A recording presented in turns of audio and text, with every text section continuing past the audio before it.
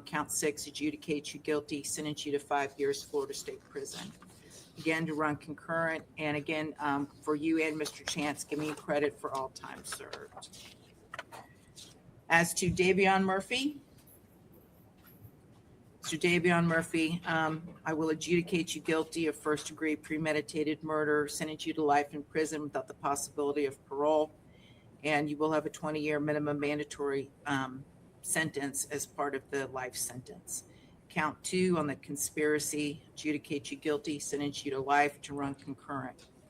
On the attempted murders, counts 3, 4, and 5, I will adjudicate you guilty of each of those, sentence you to life in prison with a 20-year minimum mandatory sentence on each, again to run concurrent with all of the other counts, and again giving you credit for all time served. And finally, Mr. Rashad Murphy, I will adjudicate you guilty of murder in the first degree, sentence you to life in prison without the possibility of parole, and you will also receive a 20-year minimum mandatory sentence. On count 2, conspiracy, adjudicate you guilty, sentence you to life in prison to run concurrent with count 1. On counts 3, 4, and 5, I will adjudicate you guilty on each of those, sentence you to life in prison. Each of those carries a 20-year minimum mandatory, again to run concurrent with all other counts, and giving you credit for all time served. All right, anything further? No, Your Honor. I'm not a lawyer, but today was the formal sentencing for the Julio Foolio defendants. And if you're thinking, I thought they already got sentenced, you're not crazy, but also know they hadn't been formally sentenced yet. Follow me. So basically, we left off about a month ago with the jurors recommending that the defendants be sentenced to life in prison without the possibility of parole instead of giving them the death penalty. So that was technically just a recommendation to the judge. And so today, the judge had to formally sentence the defendants, and it also was the last opportunity for the defendants to give words, at least in this phase of their case, and 3 of the 4 spoke up. Starting with Sean Gathright, who decided to read something he put together.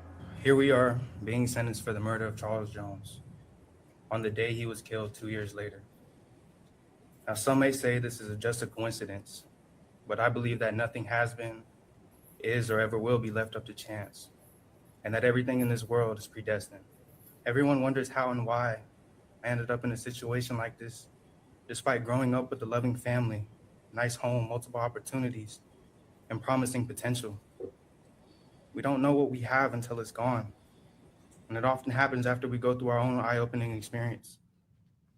Never in history has there been a time like now, where there's so much available and so easy to consume, but we still demand more, and it is clearly seen in my generation.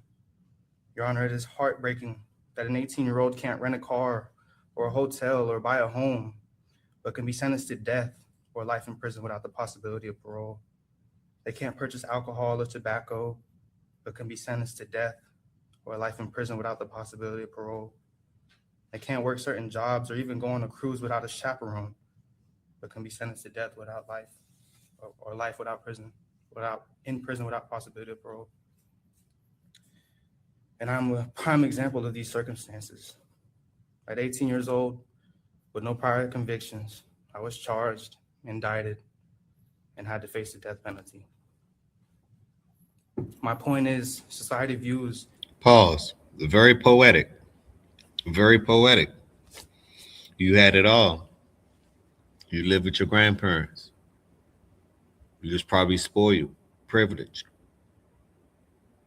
And you threw your life away. You threw your life away. Now, this goes to show we have to learn how to diffuse situations. You don't have to run to go get a pistol, run to go get a switch of your own, run to go get a broomstick, run to go get a ARP, run to go get a Yappa, run to get a AK-47. You don't have to run to these things, because these things that you're running to is going to run your time up in jail. It's not worth it. I think the smartest gangsters know you have to walk away from things. Is it easy walking away? No. It's probably one of the hardest things. Sometimes they say the easiest things to do in life can become the hardest things. But you were told to live to see another day. Live to see another day.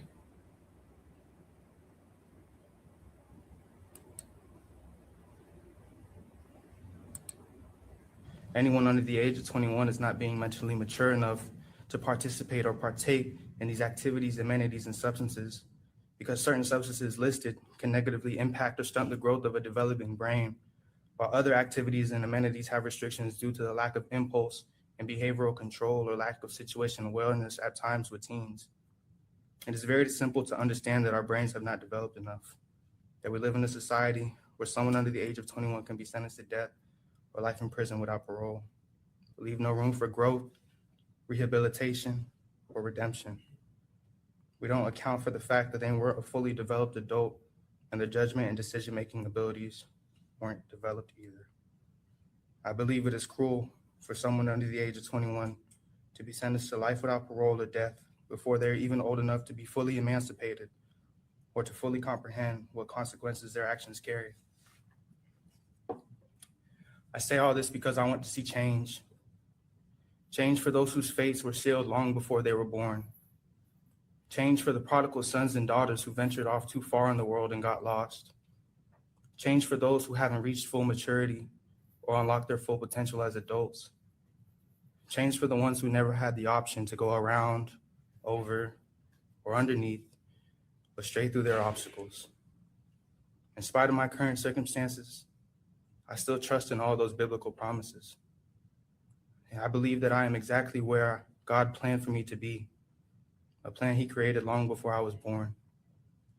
It is also my belief that this chapter of my life will propel me to a much greater purpose than what we see here today, because my journey has just begun. Thank you. Thank you, Mr. Gathright.